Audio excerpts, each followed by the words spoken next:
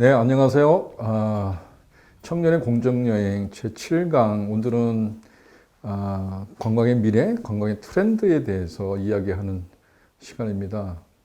그, 사실은 관광의 트렌드와 관련된 이야기를 제가 준비를 했는데, 최근에 들어와서 코로나 바이러스 때문에 상황이 많이 바뀐 것 같아요. 그래서 제가 오늘은 특별하게 코로나 바이러스 이후에 관광의 트렌드는 어떻게 변할 것인가 그런 이야기를 포함해서 관광의 트렌드 이야기를 시작하도록 하겠습니다.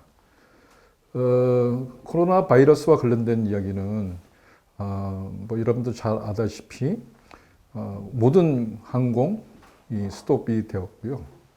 교통과 관련돼서도 이동과 관련된 제한과 함께 숙박시설, 체험, 모든 관광, 여가에 관련된 활동이 특히나 실내에서 하는 활동은 아마도 모든 것이 정지되었다.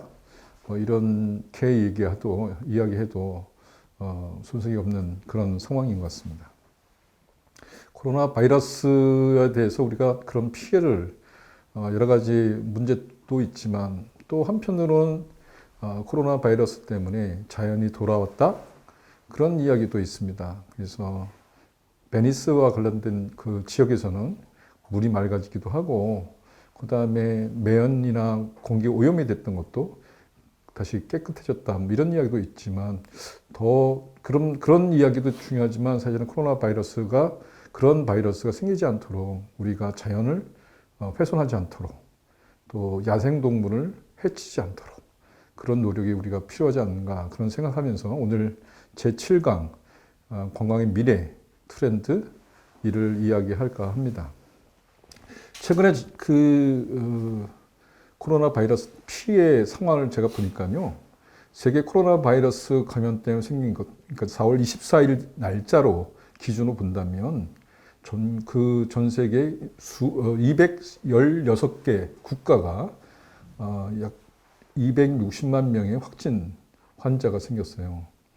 216국가에서 260만 명.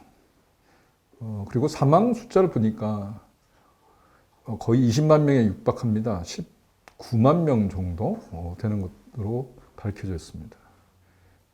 최근에 여러 가지 바이러스나 또 사스 뭐 이런 것들이 있었지만 좀 이번의 피해는 속도나 또 크기나 또 그 전염성에 관련돼서는 그 어느 때보다 심각한 상황이 된 것 같습니다. 그래서 어떤 분은 그런 얘기 하더라고요. BC, AD 뭐 이렇게 나눠서 예수님, 크라이스트, 그래서 예수를 중심으로 BC를 나누고 또 AD를 나누는데 서기 몇 년 이렇게 하는데 최근에 이제 농담처럼 얘기하는 거는 BC를 크리스트라고 하지 않고 코로나 바이러스, 그래서 코로나 바이러스 이전과 이후로 나눈다. 또 새로운 기준이 생겼다. 이런 정도로 상당히 심각한 상황입니다. 제가 올해 여행 관광 쪽에서도 보면 올해 3월, 4월 들어서 피해가 아주 심해졌는데요. 최근에 외통부에서 나온 자료를 보면 전 세계 한국인 입국 금지를 하는 또는 제한하는 나라가 금지 또는 제한하는 나라가 약 180개국으로 나와 있습니다. 정말 엄청난 숫자가 국가를 넘어서 여행하는 것을 제한하고 또는 금지하고 그런 상황입니다. 그러니까 우리나라 분들이 해외로 나갈 수 있는 것, 또 해외에 있는 사람들 우리나라 들어오는 그런 사람들이 극히 드물고 적어졌다는 거죠. 3월 통계로 본다면 약 10분의 1로 줄었다는 얘기도 있습니다. 자, 그러면 이렇게 심각한 문제, 바이러스 때문에 국가가 셧다운 됐다고 하는데 스톱이 되고 경제가 스톱이 되고 그 다음에 모든 것이 국가와 국가의 이동이 자유롭지 않는 상황. 이 상황이 되는 그 원인은 무엇인가요? 코로나 바이러스 때문에 생기는 여러 가지 피해도 피해이지만 그 피해를 막기 위해서는 그 원인을 찾아야겠죠. UNEP라고 있습니다. 유나이티드 네이션, 다시 말해 전 세계 국가 연합의 환경 프로그램이 있습니다. UNEP라고 있습니다. 유엔 산하 기구인데요. 이미 몇 해 전부터 UNEP에서는 보고를 한 게 있는데 모든 질병, 바이러스의 원인은 바로 야생동물 서식지의 파괴, 그다음에 환경 파괴, 지구 온난화 문제라고 이미 보고를 한 것이 있습니다.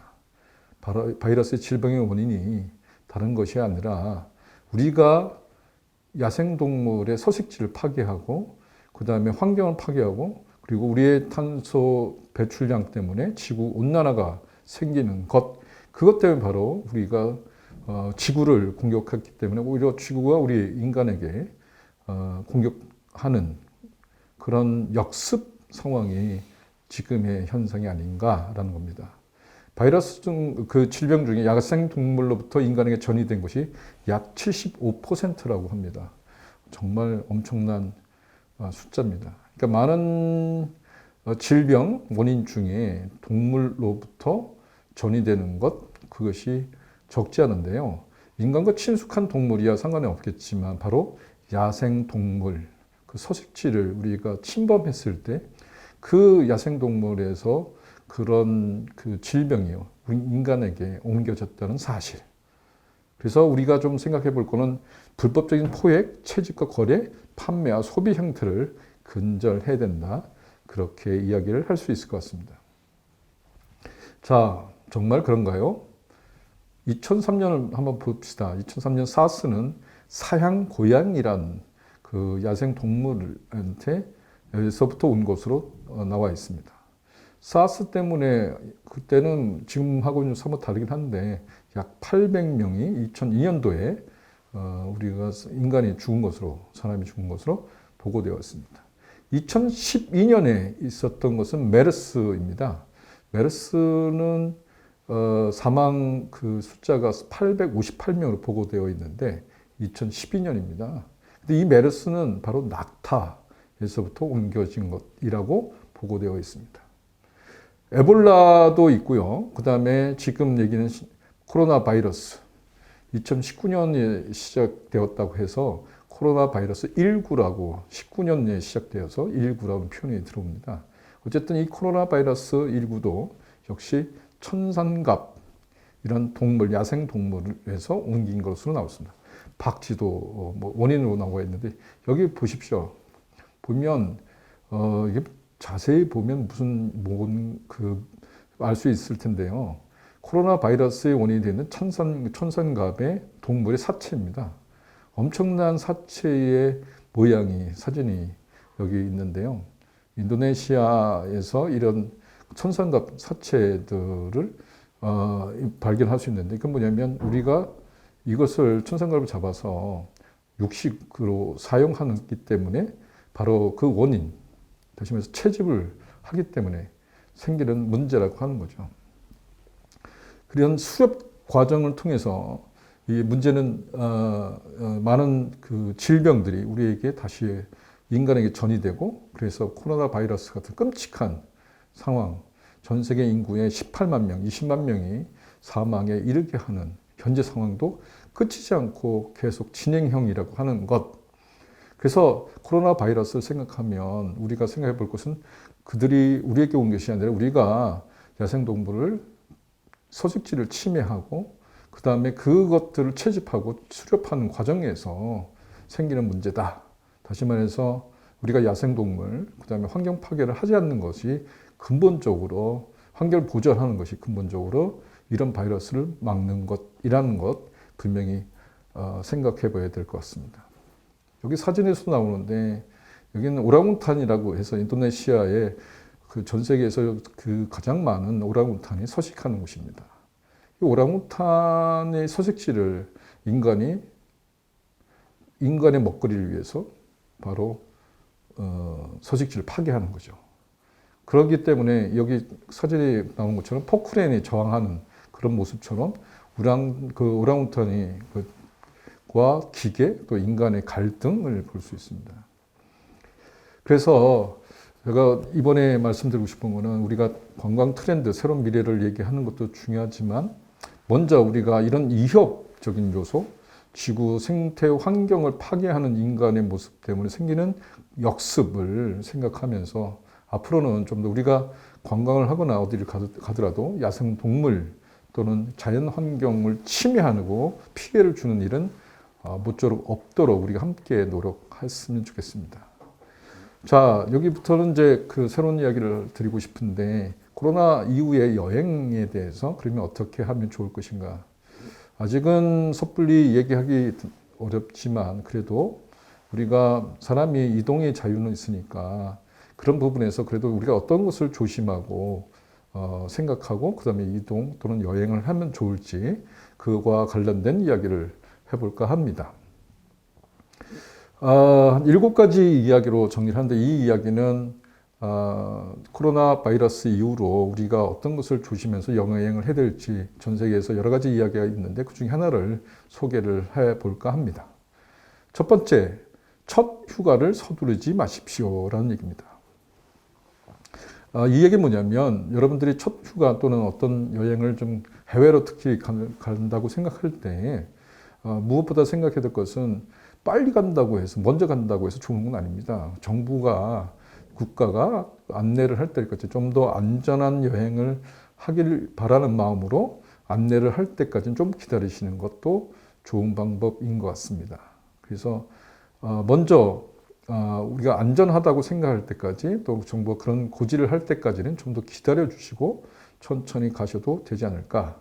그리고 두 번째는 그 안에서도 많은 옵션을 사용해서 충분히 목록을 작성한다면 어디를 방문하면 좋을지 첫 휴가를 간다 하더라도 그런 정보를 충분히 취득하고 숙지하고 준비해서 목록을 만드는 것, 그것이 지혜로운 여행 방법이 아닌가 생각이 듭니다. 그래서 외통부에 보면 여행 안전 여행에 대한 그런 사이트가 있습니다. 그래서 가능하면 여행 방문하기 전에 여행지를과 관련된 정보가 있는 외통부의 그 사이트를 한번 보시면 좋겠습니다. 그리고 항공으로 이동을 안 한다고 하면 사실은 이제 일단 만약에 해외로 갔는데 여러 가지 상황이 여의치 않아서 항공을 이용하지 않는다면 여기 다음에 사이트를 제가 소개를 해드리고 싶은데 seat61.com이라고 하는 SEAT 그다음에 아라비아 숫자로 61 그다음에 .com 여기 사이트는 전 세계에 항공 아닌 것으로 교통 이동을 할 수 있는 그런 안내를 받을 수 있는 정보 사이트입니다. 그래서 배를 이용하거나 열차를 이용하거나 버스 대중교통을 이용하거나 관련돼서 국가를 넘어서 특히나 유럽 같은 곳은 여의치 않아서 만약에 항공을 이용 못할 때 이 사이트를 이용하면 여러분들이 어떻게 해서 고국까지 다시 가고자 하는 목적지까지 갈 수 있는지 상당히 자세한 안내를 받을 수 있습니다. 참고하시면 좋겠습니다. 두 번째는 여행 예방 상황입니다. 그래서 여행 중에 안전하게 또는 건강하게 여행할 수 있는 방법을 미리 살펴보는 것도 상당히 중요한 것 같습니다. 가장 중요한 것은 손을 잘 씻는 것이겠죠. 그래서 수시로 항상 그 손을 깨끗하게 씻는 방법. 보통 얘기하면 하루에 20번 정도는 씻는 것이 좋다고 얘기를 하는데요. 어쨌든 가능하면 뭐 마스크도 사용하는 것도 좋지만 손을 자주 씻는 것이 예방에 가장 중요한 것 같습니다. 그리고 얼굴 만지지가 않거나 그다음에 그 어떤 식당을 가더라도 리뷰가 좋은 곳, 평판이 좋은 곳 그런 점에서 식사를 하시고 그다음에 숙소도 정하시는 게 상당히 좋습니다. 그다음 건강 유지를 위해서는 무엇보다도 물을 충분히 마시고 비타민을 섭취하는 것, 충분한 수면을 취하는 것이 그 잠을 자는 것이 중요합니다. 그래서 과거와 다르게 여러분들이 만약에 여행을 한다고 한다면 바삐 움직이는 여행보다는 슬로우 트래블. 그래서 천천히 여행하는 습관을 갖는 것이 중요하다고 생각할 수 있습니다. 그래서 천천히 움직이고 또 충분히 휴식하고 영양분을 못 받고 그런 속에서 수면도 취하시고 그래서 과거 어떤 여행보다는 조금 더 빨리 움직이는 것보다 천천히 슬로우 천천히 움직이는 그런 여행을 하시는 것 상당히 중요하다고 생각이 듭니다. 세 번째는 건강 유지를 하는 여행입니다. 이거는 뭐 앞에서 얘기한 것처럼 예방을 하는 여행도 중요하지만 평상시에 여행을 한 중에서도 건강을 유지하는 것. 자기 몸은 자기가 잘 알지 않습니까? 그래서 자기 그 아침에 일어나거나 또 그 피곤하다면 휴식을 취하거나 저녁 때까지 만약에 필요하다면 요가를 한다든지 건강을 위한 자기만의 노하우와 방법으로 어쨌든 건강을 잘 유지하는 것 상당히 중요하다고 생각이 듭니다. 네 번째는 이건 좀 다른 이야기는 하겠지만 미리 계획하지 마십시오라는 얘기입니다. 과거에는 여행을 할 때 상당히 구체적으로 계획을 다 짰던 것이 일반적인 우리가 여행 안내를 할 때 그런 이야기를 합니다. 그런데 모든 것을 확정 짓지 말라는 뜻으로 그 미리 계획하지 말라는 겁니다. 이 얘기는 뭐냐면 다시 말해서 플랜 B를 준비하시고 플랜 C도 준비하시라는 얘기입니다. 그 하나만 고집하고 하나만 목적지를 정하고 예약을 했다가 낭패 볼 수 있기 때문입니다. 그래서 네 번째 이야기는 미리 계획 또는 다 하나로만 짜지 마시고 플랜 B, 플랜 C, 그래서 대안을 준비하는 그런 여행을 생각하십시오라는 얘기입니다. 다섯 번째는 집 가까이 여행을 할 계획을 잡으십시오라는 얘기입니다. 아직은 뭐 아마 제가 생각할 때는 이번 여름을 지나면 조금 더 국내 여행은 좀 활발하지 않을까라고 생각이 드는데요.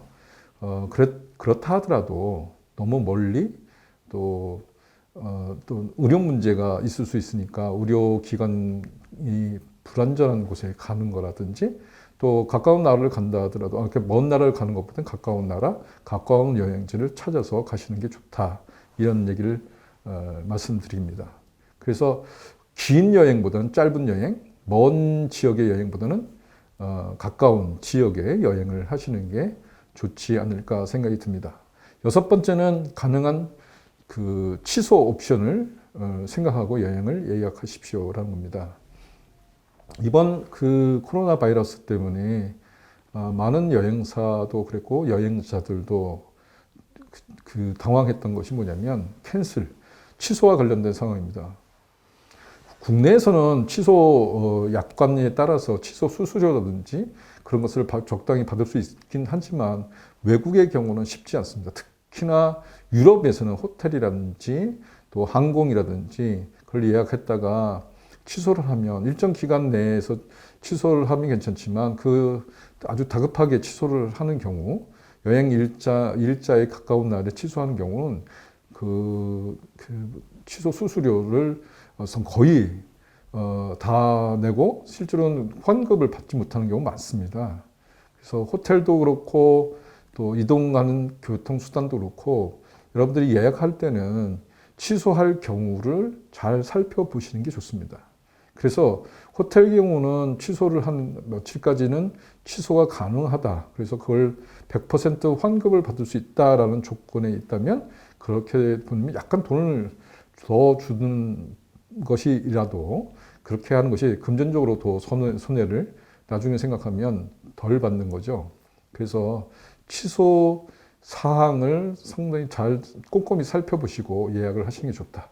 약간 비싸더라도 취소 조항이 있는 곳에 항공이라든지 호텔이라든지 이런 것을 예약하시는 게 좋지 않을까. 그리고 취소의 경우 수도 예를 들면 24시간인지 일주일 내인지도 그런 약관 조항을 잘 꼼꼼히 보시고 그런 예약을 진행하시는 게 좋겠다라고 생각이 듭니다.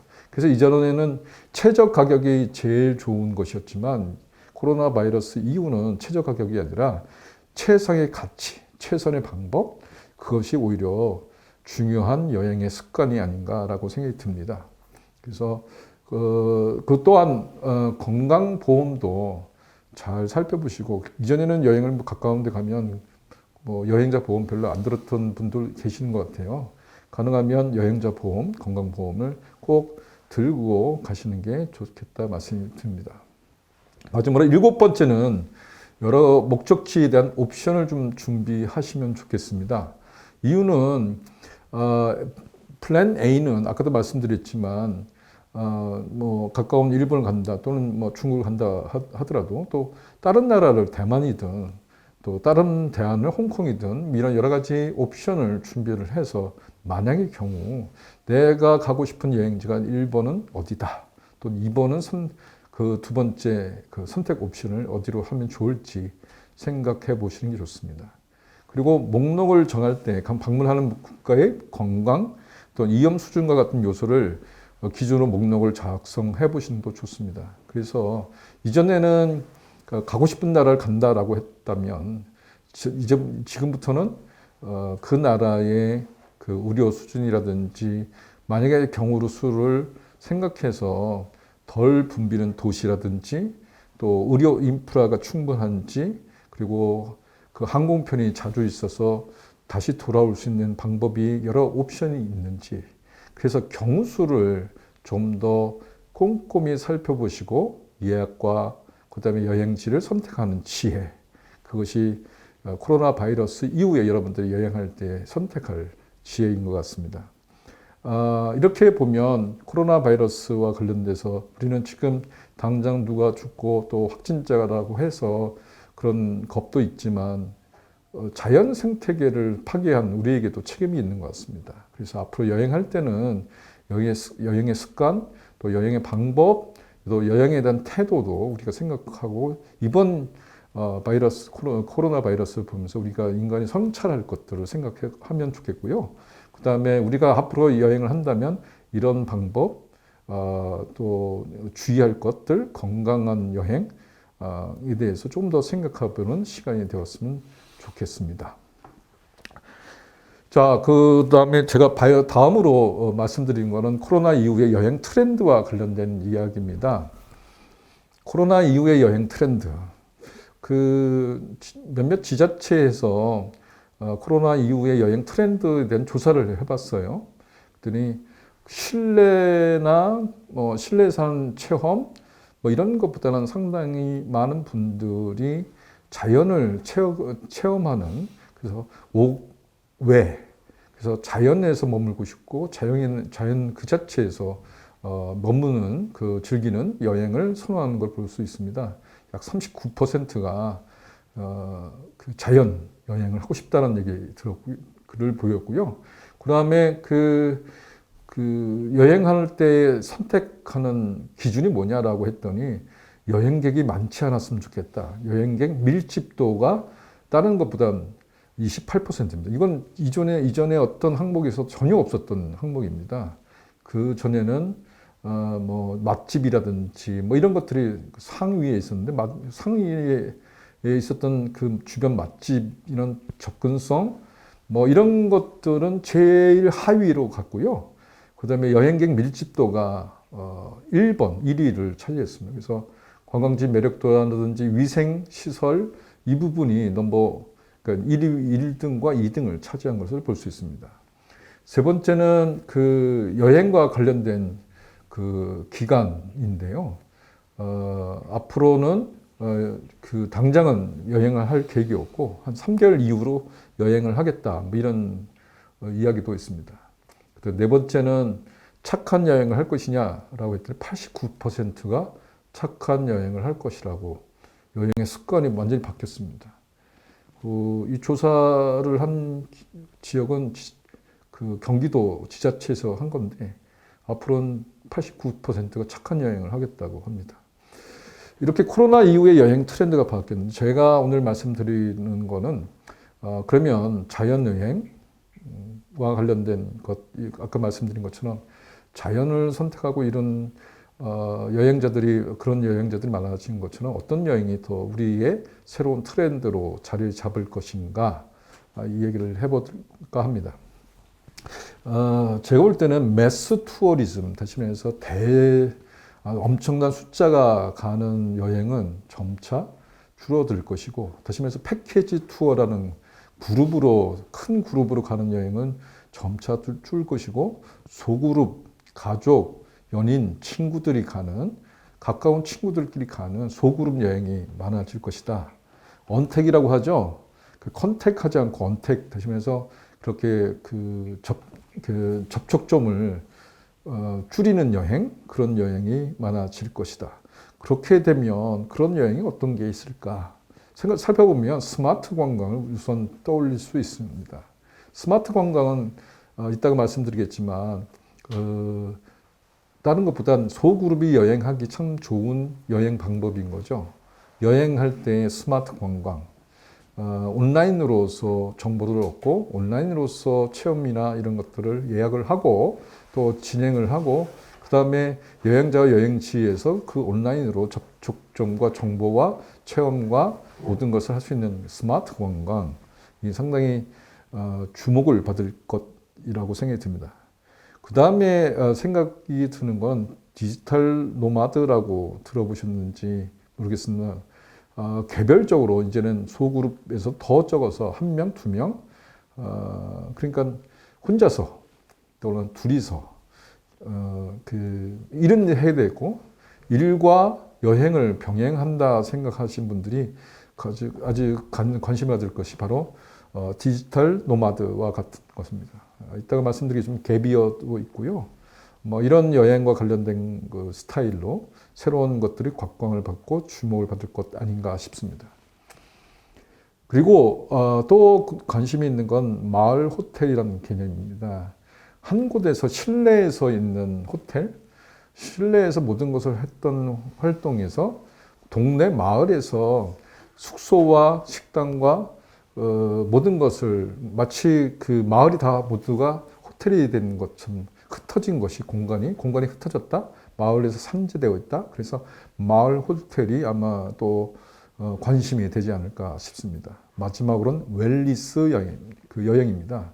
웰니스는 이제 합성어인데요. 어쨌든 건강한 여행, 안전한 여행, 그런 여행이 아마도 주목받고 또 성장하지 않을까 싶습니다. 그래서 지금부터는 이제 그걸 조금 더 자세히 알아보는 시간을 갖도록 하겠습니다. 스마트 관광, 이투어리즘이라고 또 하는 이야기에서 출발된데 지금은 스마트 관광은 ICT 여행이라고 하죠. 정보통신과 관련된 기반을 두고 빅데이터의 내용을 갖고 여행하는 것입니다. 그래서 비콘이라든지 와이파이 등 ICT 기반의 개방형 플랫폼을 통해서 관광객들이 스마트 기기를 사용하면서 발생하는 정보들을 빅데이터로 구축하고 실시간으로 맞춤형 정보를 제공하는 관광 서비스입니다. 스마트 관광은 여행자도 스마트를 통해서 이런 전자통신을 통해서 그 즉시에서 사전이 아니라 여행 중에 또 여행 전에도 그렇지만 여행 중에도 여행 후에도 그런 정보통신 테크니컬 기술 발달을 통해서 여행의 정보와 내용을 체감하고 또 진행하고 또 피드백을 할 수 있는 그런 겁니다. 여행자뿐만 아니라 여행지에서도 스마트 관광은 그 도시 발달, 스마트 시티라고 하던데요. 그렇게 해서 인프라를 구축하는 겁니다.